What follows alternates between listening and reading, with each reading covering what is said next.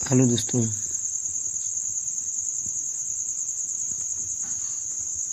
हम आपको आज 2021 में IIT के पेपर का सॉल्व पेपर दिखाएंगे और इसको हल करके बताएंगे कैसे आया है या नहीं आया।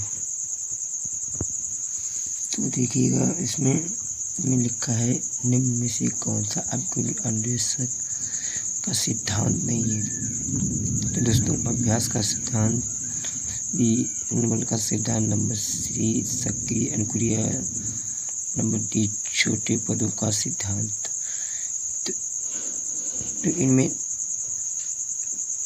दोस्तों यही होगा कि इसमें अभ्यास का सिद्धांत, गुणबल का सिद्धांत तो नहीं है, सक्रिय अनुक्रिया सिद्धांत ये भी नहीं है, छोटे से। इसमें दोस्तों जो होगा अभ्यास का सिद्धांत, ये अभ्यास का सिद्धांत ये सही है इसका। प्रश्न नंबर 2, थॉर्नबाइट के उद्दीपन अनुक्रिया सिद्धांत SR थ्योरी में सीखने की प्रक्रिया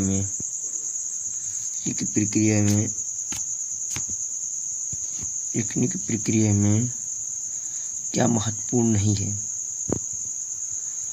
दोस्तों, थॉर्नबाइट ने जो दिया था उद्दीपक अनुक्रिया सिद्धांत, उस SR थ्योरी में सीखने की प्रक्रिया का महत्वपूर्ण नहीं है। तो ये बताया था, उद्दीपन बताया था। तो ये क्रिया प्रसूत व्यवहार, उद्दीपक, प्रेरक और अंतर्नोद।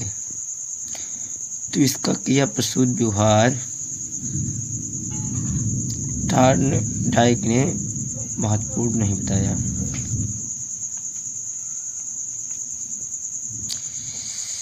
अब दोस्तों, प्रश्न नंबर 3, निम्न में से किस प्रकार के अधिगम को केने ने अपनी अधिगम सोपानिकी में सर्वाधिक निम्न स्थान पर रखा है।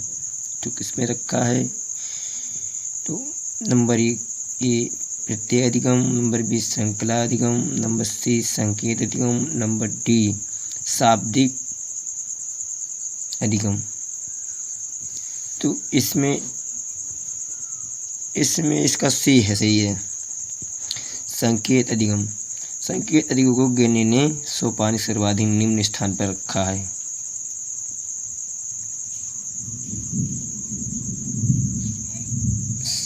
संकेत अधिगम शिक्षण के दौरान आवाज में चढ़ाव उतार शिक्षण के दौरान आवाज में उतार चढ़ाव उदाहरण है। शिक्षण के दौरान आवाज में उतार चढ़ाव जो होता है, तो वह किसका उदाहरण है? तो चढ़ाव उतार होता है ये उद्दीपन का परिवर्तन कौशल, नंबर B समापन कौशल, नंबर C पुनर्बोलन कौशल, नंबर D प्रस्तावना कौशल। तो इसमें शिक्षण के दौरान जो आवाज़ में चढ़ाव उतार होता है, तो ये एक उद्दीपन परिवर्तन कौशल है। इसका प्रश्न नंबर 4 का 1 सही है, ये सही है इसका। मंदिर में बालकों की शिक्षा हेतु कौन सा उपागम उपयुक्त कहा जाता है? जो मंद बुद्धि वाले बालक जो उनको शिक्षा हेतु कौन सा उपागम उपयुक्त किया जाता है? तो इसके लिए उपयुक्त किया था व्यक्तिक अनुदेश, नंबर B उच्च स्तरीय पाठ्याचार्य, नंबर C संवर्धन उपागम, नंबर D त्वरण उपागम। तो इसमें मंडित मना में जो बालक मंद बुद्धि का होता है, तो इसी के लिए व्यक्तिक अनुदेशन इसका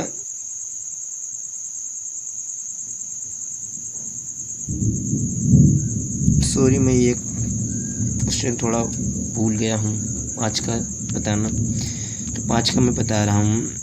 निम्न में से कौन सा संप्रेषण प्रक्रिया का तत्व नहीं है?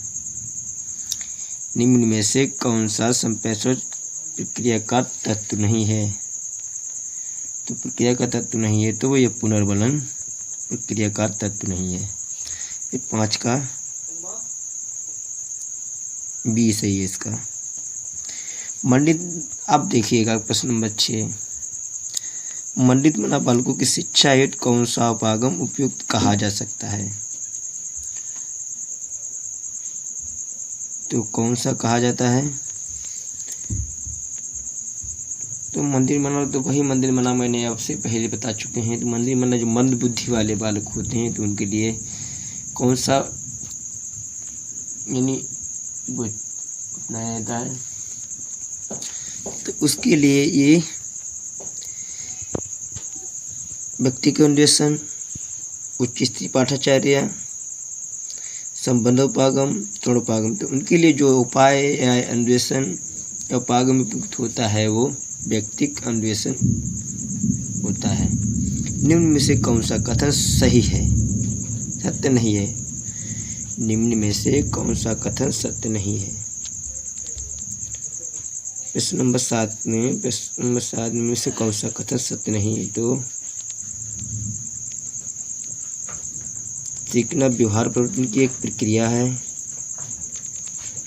नंबर बी, शिक्षा एक लक्ष्य उन्मुख प्रक्रिया है। नंबर सी, शिक्षा एक मात्रात्मक प्रक्रिया है। नंबर डी, वृद्धि एक जैविक प्रक्रिया है।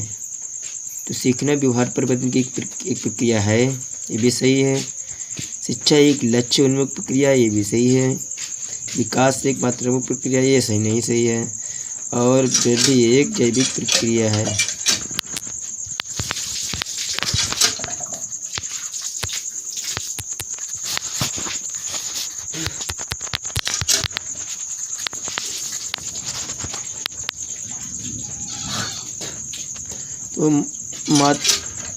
तो इसका सी सही है, 7 का सी सही, यानी विकास एक मात्रात्मक प्रक्रिया नहीं है। तो ये एक कथन सही नहीं है।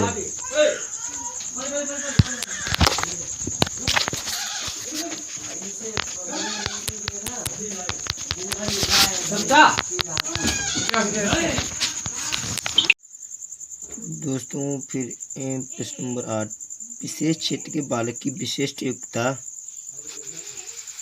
तथा विशिष्ट क्षमता को कहते हैं, क्या कहते हैं? तो विशेष क्षमता को तो क्या कहते हैं इसको? तो मूल्य, रुचि, नंबर सी अभिक्षमता, नंबर डी अभिप्रेरणा। तो इसका विशेष जो क्षमता होती है बालक में, विशिष्ट योग्यता विशिष्ट क्षमता होती है, उसको हम अभिक्षमता कहते हैं। जैसे इसका अभिक्षमता होता है। इस नंबर का सी सही है।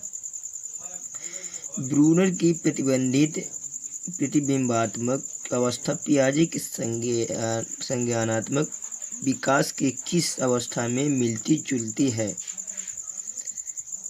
ब्रूनर ने प्रतिबिंबात्मक अवस्था जो पियाजे के संज्ञान में विकास की अवस्था में मिलती जुलती उदाहरण जो दिया है वो नंबर एक औपचारिक संक्रियात्मक अवस्था, नंबर बी संवेगात्मक गामक अवस्था, नंबर सी मूर्त संक्रियात्मक अवस्था, नंबर डी पूर्व संक्रियात्मक अवस्था। तो इसमें जो ब्रूनर ने प्रतिबिंबात्मक अवस्था पियाजे के संज्ञानात्मक विकास की जो अवस्था को मिलती जुलती बताया है वो पूर्व संक्रियात्मक अवस्था बताया है। तो इसका डी सही है इसका। निम्न में से कौन सा व्यक्तिगत गुण के सिद्धांत से संबंधित नहीं है? निम्न में से कौन व्यक्तिगत गुण के सिद्धांत से संबंधित नहीं है? तो किस वैज्ञानिक का सिद्धांत है वो व्यक्तिगत गुण के सिद्धांत से संबंधित नहीं है। तो इसमें वैज्ञानिक पूछा है, तो इसमें वैज्ञानिक के लिए तो इसका जो Freud, number A Freud, number B Eysenck, number C Cattell और नंबर डी आलपोर्ट। तो व्यक्ति के गुण के सिद्धांत में जो आइसेंक और कैटल और आलपोर्ट ये तीनों व्यक्तिगत गुण के सिद्धांत के संबंधित हैं, लेकिन फ्राइड जो हैं वो इस व्यक्तिगत गुण के सिद्धांत से संबंधित नहीं। तो इसका फ्राइड सही है इसका। अब प्रश्न नंबर 11, सृजनात्मक समस्या समाधान की वह अवस्था जिसमें व्यक्तिगत असंगत सूचनाओं पर ध्यान नहीं देता है उसे क्या कहते हैं? तो कहा जाता है कि सृजनात्मक जो समस्या होती है उसके समाधान के लिए वह कौन सी अवस्था है जिसमें व्यक्तिगत असंगत सूचनाओं पर ध्यान नहीं दिया जाता है। तो इसमें यही सीधे में से सवाल दिया है कि सृजनात्मक समस्या समाधान की वह अवस्था है जिसमें व्यक्ति असंगत सूचनाओं पर ध्यान नहीं देता है उसे हम कहते हैं, क्या कहते हैं इसको? तो प्रश्न नंबर 11 तो इसका ए आयोजन, बी उद्भवन, सी प्रबोधन और डी अनुवाद है। तो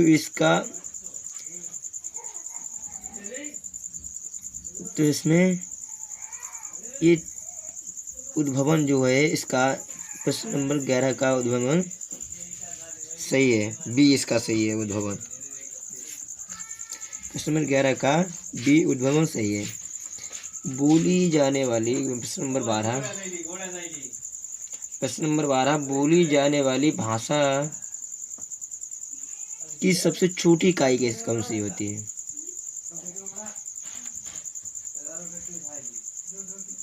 प्रश्न नंबर 12 में देखिए, बोले जाने वाली भाषा को सबसे छोटी जो इकाई होती है वो कौन सी होती है?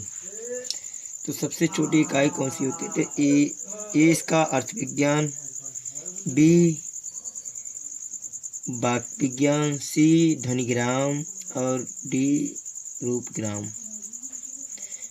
तो उसमें बोले जाने वाली जो भाषा होती है उसमें सबसे छोटी इकाई होती है, तो उसकी वो छोटी इकाई होती है जो इसका सी सही है। प्रश्न नंबर 12 का सी सही है, ध्वनिग्राम। जो ध्वनिग्राम होती है ये बोली जाने वाली जो भाषा है इसकी सबसे छोटी इकाई होती है ध्वनिग्राम। अब निम्न में से किस प्रश्न द्वारा सृजनात्मक चिंतन को सर्वाधिक अच्छे ढंग से अनुमानित किया जा सकता है? तो प्रश्न नंबर 13 में निम्न में से किस प्रश्न द्वारा सृजनात्मक चिंतन को सर्वाधिक अच्छे ढंग से अनुमानित किया जा सकता है? प्रश्न तो इसका ए इसे कौन बता सकता है, बी इसे कौन भिन्न तरीकों से हल किया जा सकता है, हमने इसे कितने भिन्न तरीकों से हल किया जा सकता है, नंबर सी क्या आप इसका उत्तर बता सकते हैं, और इसका डी सही उत्तर बताएं। तो 13 का प्रश्न नंबर 13 का ये बी सही है। इसे कितने भिन्न तरीकों से हल किया जा सकता है? तो ये प्रश्न का जवाब इसका सही है। सूक्ष्म शिक्षण है। सूक्ष्म शिक्षण क्या है? सूक्ष्म शिक्षण दिया गया इसमें है। तो प्रश्न नंबर 14 में सूक्ष्म शिक्षण, सूक्ष्म बिल्कुल नाजुक यानी बिल्कुल जरा सा सूक्ष्म जो सूक्ष्म तरीके से जो उपयोग की जाने वाली शिक्षा होती है वो सूक्ष्म शिक्षा कहते हैं उसे। ए इसका मूल्यांकन शिक्षण, नंबर बी प्रभावशाली शिक्षण, नंबर सी अपसेडियन शिक्षण, नंबर डी वास्तविक शिक्षण। तो इसका जो प्रभावशाली शिक्षक इसका 12 का जो मूल्यांकन शिक्षण ये नहीं है। प्रभावशाली शिक्षण ऑप्शन नंबर बी ये सूक्ष्म शिक्षण का, यही सूक्ष्म शिक्षण कहलाता है। प्रभावशाली शिक्षण जो होता है ये सूक्ष्म शिक्षण है। तो इसका बी सही है। प्रश्न नंबर 14 का बी सही है, प्रभावशाली शिक्षण। तो इनमें से सुमेलित कीजिएगा। प्रश्न नंबर 15 में किया गया, इसमें कूट दिया गया है, कूट को सुमेलित किया गया है। तो हल ए हल एक अवस्था, बी एक्लूडन 2 मूल प्रवृत्ति सिद्धांत, सी फ्राइड मनोविश्लेषण सिद्धांत और डी मैस्लो पुनरुत्पादन सिद्धांत। इस कूट को सही तरीके से देखिएगा।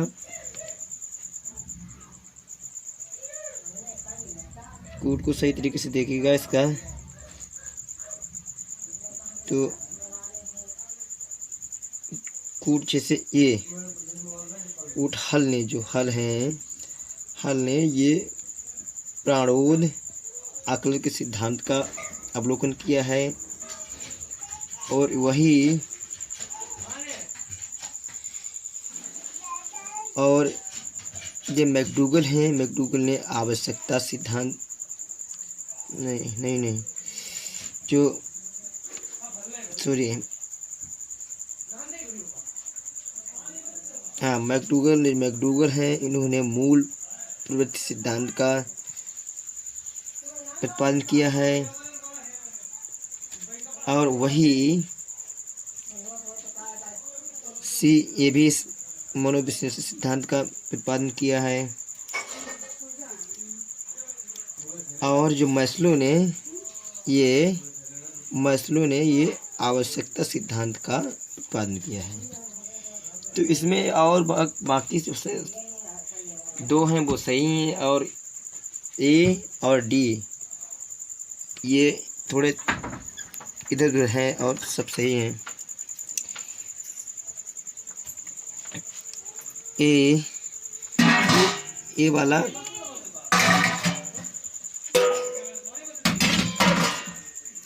ये जो है जो ए है, ए केवल आकलन का सिद्धांत दिया जाता है और मैस्लो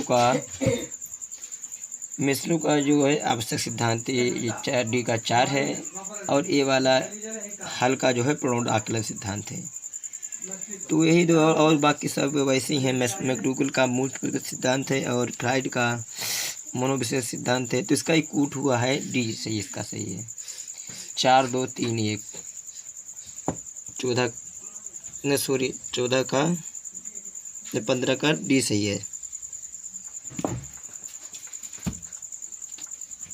4 2 3 1। अब प्रश्न नंबर 16, निम्न में से कौन सा समूह सृजनात्मकता के तत्वों के संबंध में है? सही है।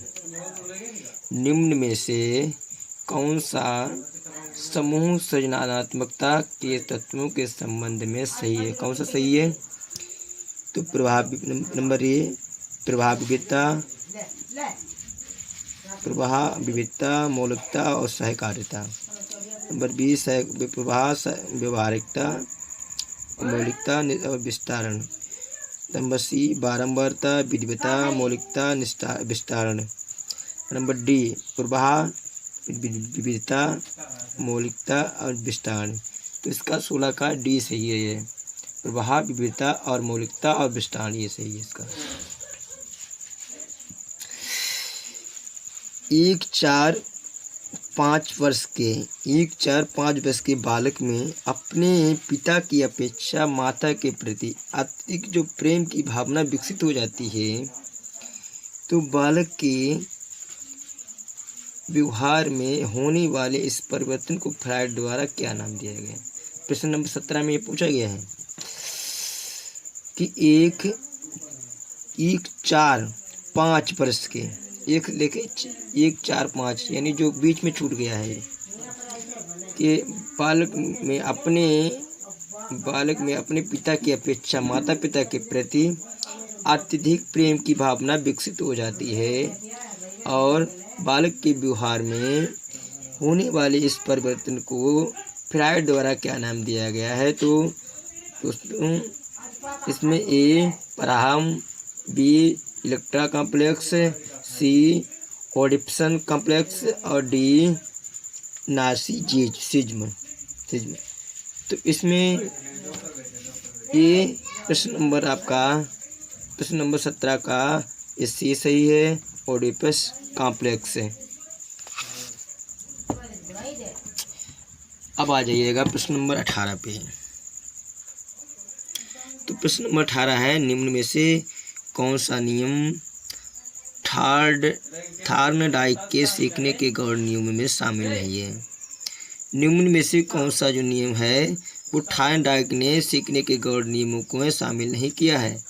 तो वो कौन सा है? तो इसका ए सदस्यता का नियम, क्रिया प्रतिक्रिया का नियम, आंशिक क्रिया का नियम और बहुप्रक्रिया का नियम।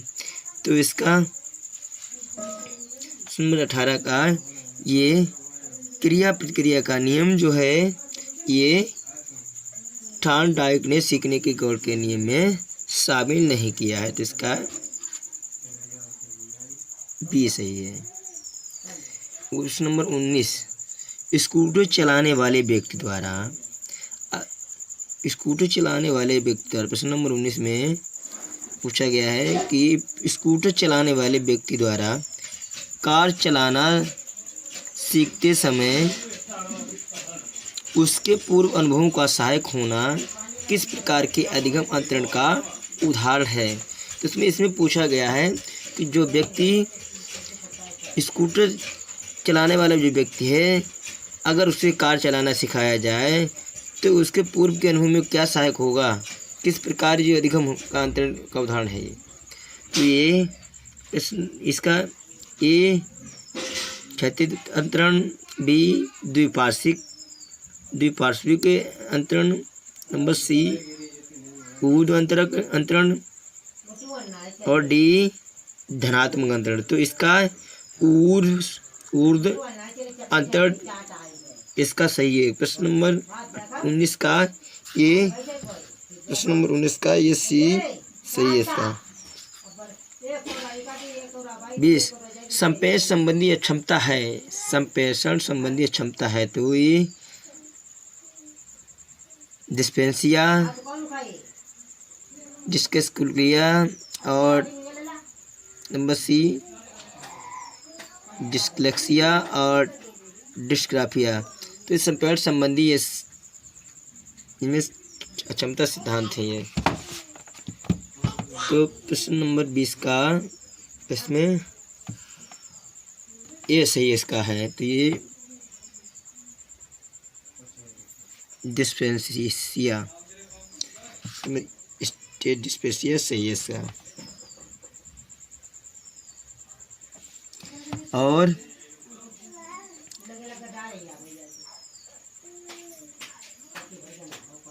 डिस्लेक्सिया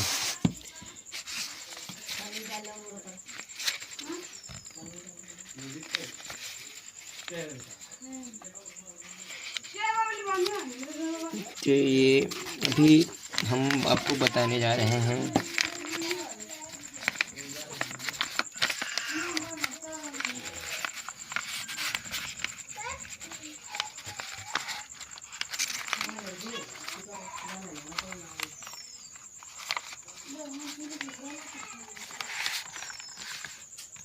इसमें डिस्लेक्सिया और भी संप्रेषण में कि तो इसमें डिस्लेक्सिया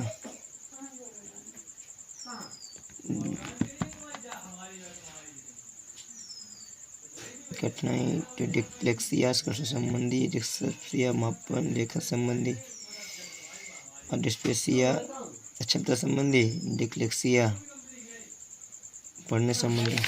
हाँ देखिएगा, तो इसमें ये प्रश्न नंबर 20 का है जो टिकटकुलिया है, ये गणना से संबंधित है। और सी इसका है डिस्लेक्सिया, ये लेखन संबंधी है।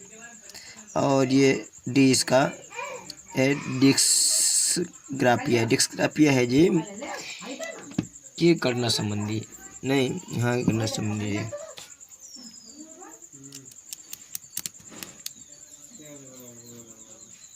ये प्रश्न में 20 का जो बी है डिस्कैलकुलिया, ये है गणना संबंधी। और ये सी है डिस्लेक्सिया जो है ये लेखन संबंधी है। और ये डिस्ग्राफिया ये मापन संबंधी प्रक्रिया है, निम्न में से कौन सा शिक्षण विधि, प्रश्न नंबर 21, निम्न में से कौन सा शिक्षण विधि प्रजातांत्रिक नहीं है, विधि नहीं है। तो ये प्रोजेक्ट नंबर ए प्रोजेक्ट विधि, नंबर बी सामूहिक परिचर्या, नंबर सी व्याख्यान विधि, नंबर टी सहभागी विधि, नंबर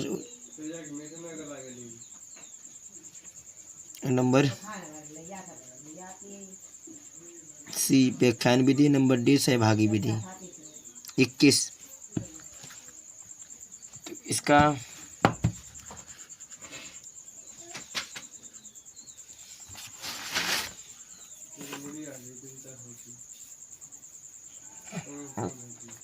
जिसका व्याख्यान विधि, निम्न शिक्षण विधि का प्रजातांत्रिक विधि है वो व्याख्यान विधि नहीं है। इसका व्याख्यान विधि से ये जो और बाकी प्रजातांत्रिक विधि है, प्रोजेक्ट विधि, सामूहिक परिचर्चा और सहभागी विधि, ये तीनों प्रजातांत्रिक विधि के उदाहरण हैं, लेकिन व्याख्यान जो विधि है ये उदाहरण नहीं है। शैक्षिक उद्देश्य के ब्लूम वर्गीकरण के भावात्मक पक्ष में निम्न में से कौन सा स्तर संबंधी नहीं है, तो व्यवस्थापन ए व्यवस्थापन, नंबर बी ज्ञान, नंबर सी अपग्रहण, नंबर डी अनुक्रिया। तो शैक्षिक उद्देश्य के ब्लूम के वर्गीकरण के भावात्मक पक्ष से निम्न में से संबंधी स्तर नहीं है, तो ज्ञान। उन्होंने ब्लूम ने भावात्मक पक्ष में ज्ञान को नहीं बताया है, जो ज्ञान है वो भावात्मक पक्ष का नहीं है। और अनुक्रिया अपग्रहण व्यवस्थापन ये तीनों प्रक्रिया भावात्मक पक्ष के से संबंधित हैं। निम्न में से कौन सा शिक्षण का स्तर नहीं है, तो परावर्ती स्तर ए 23 प्रश्न नंबर 23 का है, निम्न में से कौन सा शिक्षण का स्तर नहीं है, तो ए परावर्ती स्तर, बी अवबोध स्तर, नंबर सी स्मृति स्तर, और नंबर डी अभिप्रेरणा स्तर। तो इसमें प्रश्न नंबर 23 का सी सही है। प्रश्न नंबर 23 का नहीं सॉरी प्रश्न नंबर 23 का डी अभिप्रेरणा। प्रश्न नंबर 23 का ये शिक्षण स्तर का नहीं है, तो हाँ परावर्तित, अवबोध और ये स्मृति ये तीनों शिक्षण का एक स्तर है। इसके अंतर्गत अध्यापक बच्चों को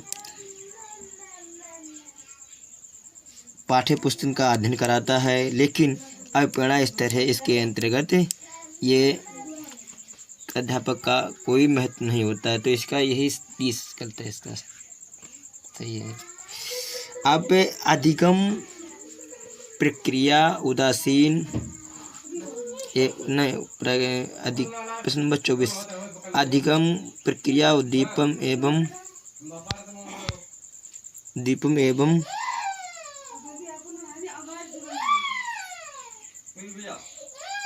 के बीच की संप्रगति है, तो पूर्व अनुभव, पशु अनुक्रिया, व्यवहार। 24 का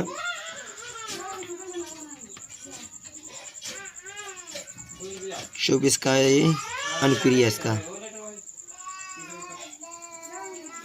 24 ये है इसका, ये अनुक्रिया इसका, ये सही है इसका। निम्न में से कौन सा शिक्षण विधि प्रगतिवादी सिद्धांतों पर आधारित है? प्रश्न नंबर 25 निम्न में से कौन सा शिक्षण विधि प्रगतिवादी सिद्धांतों पर आधारित है? तो आगमन, निगमन और प्रश्नोत्तर, समस्या समाधान।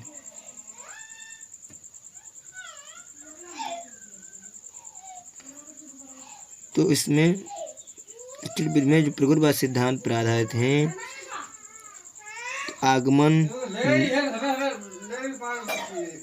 ये भी नहीं है, निगमन ये भी नहीं है, प्रश्नोत्तर विधि ये भी नहीं है, समस्या समाधान ये भी नहीं है। तो 25 का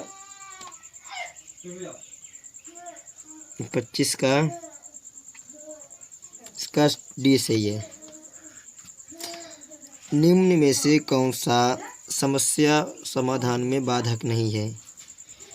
निम्न में से कौन सा, प्रश्न नंबर 26, निम्न में से कौन सा समस्या समाधान में बाधक नहीं है? तो ए सूझ, बी नकारात्मक मानसिक वृत्ति, डी चिंता और भावनाशा।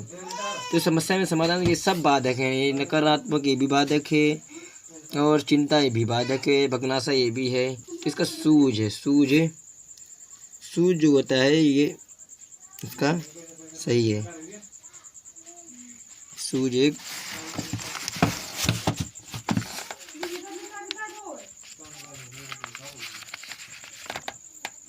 सूझ जो है एक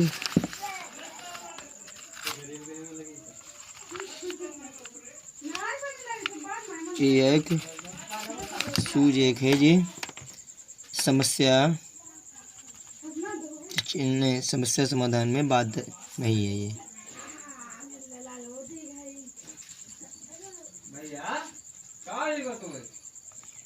और इसे सूझ को गेस्टाल्टवाद का सिद्धांत भी कहा जाता है। सूझ का सिद्धांत होता है, गेस्टाल्टवाद का सिद्धांत भी कहा जाता है। यही समस्या समाधान में बाधक नहीं है। तो ये सूझ है जो समस्या समाधान में बाधक नहीं है। प्रश्न नंबर 27 निम्न में से कौन सा एक संवेग है? निम्न में से कौन सा एक संवेग है? तो उद्दीपक ए, उद्दीपक बी ध्यान, सी आमोद, डी स्मृति।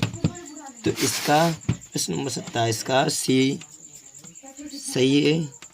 आमोद, आमोद एक संवेग नहीं है और बहुत बाकी सब नहीं, सॉरी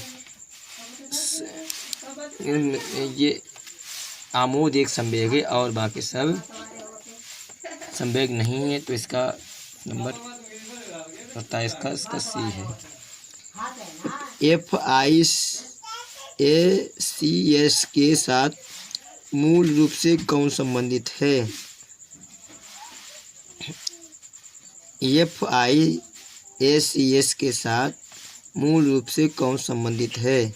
तो Harvard, number B Morrison, number C Flanders, number D Lippitt. तो इसका जो फ्लेंडर हैं जो FIACS मूल रूप से संबंधित है, जो फ्लेंडर, इसका डी सी सही है, फ्लेंडर। निम्न में से 29 निम्न में से कौन सा प्रश्न कौशल के लिए सही नहीं है? इनमें से कौन सा प्रश्न कौशल के सही नहीं है? तो ए पूछने में प्रश्न उत्तरावस्थक तरीके का प्रयोग करना, नंबर बी सुनने में संवेदनशीलता विकसित करना, नंबर सी हाँ अथवा ना उत्तर देने वाले प्रश्नों की संख्या बढ़ाना, प्रश्नों को प्रोत्साहित न करना। इसमें इसका सी गलत है, 29 का सी से गलत है। अब निम्न में से प्रश्न नंबर 30 निम्न में से कौन सा व्यक्तित्व मापन की प्रक्षेपी तकनीक ये नहीं है? निम्न में से कौन सा निम्न में से कौन सा व्यक्तित्व मापन की प्रक्षेपी तकनीकी नहीं है? तो साक्षात्कार, अब नंबर बी अवलोकन, नंबर सी निर्धारण मापनी, नंबर डी ये नंबर डी इसका सही है, प्रशासनिक अंतर्बोध परीक्षण। तो यहीं पर ये 2000 20 के पेपर में जो बाल विकास एवं